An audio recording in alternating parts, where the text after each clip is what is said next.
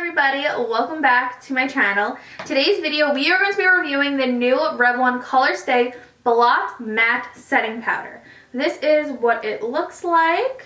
I actually had just finished reviewing a primer from them and I did not have the best of luck. So let's see how the setting powder is going to apply and perform and all that good stuff. So if you guys want to see what I think about it, then please keep watching. Just from the same collection, the Superfood Detox Blend, I can't find it on Ulta's website anymore, and I did purchase it at Ulta online and it's not there anymore, so I'm not sure why. So I don't remember how much I paid for this. I will link it down below if I could find the my email confirmation. But yeah, I did get it on Ulta's website and now it's not there. I'm not sure why. I got mine in the shade 001. It says it is a mattifying setting powder. So yeah, when I Google it, it shows up on Ulta as the link, and then when I click on the actual link, it says, sorry, we can't find it on Ulta.com. It said the same thing for the primer.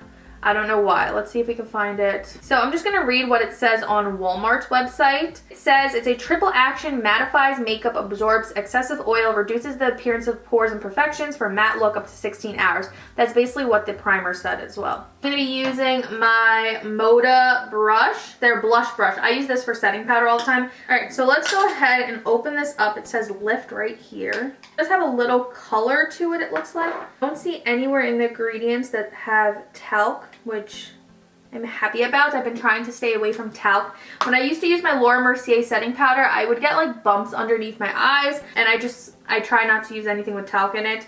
And this, it's not listed in the ingredients, so I'm happy about that. I would have used it anyways just for the purpose of the review, but now it's benefits. So I'm gonna pick some of this up. I don't do any baking or anything. I just like to get it on the brush, tap off the excess, and go right underneath my eyes.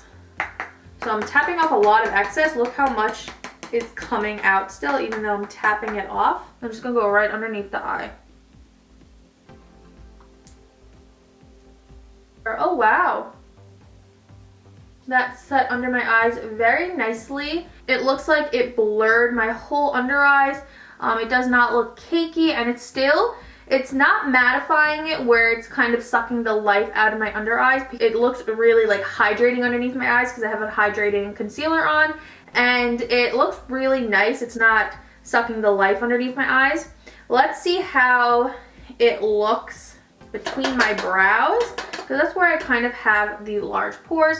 Let's see if it will blur that area. This is where I really had the problem with the primer, my T-zone. Okay, so it blurred my pores. It looks very mattifying, but not drying. I'm gonna take a little bit more, very lightly, and go right underneath the eye. And it definitely mattified my face, but without looking cakey or drying. So I'm gonna take a tiny bit more, and I'm just going to set my cheeks. This is a great thing that everyone should be doing if they use a powder bronzer. I always get so many questions when I'm doing makeup on people, and they'll be like, how do I get my bronzer not to look muddy?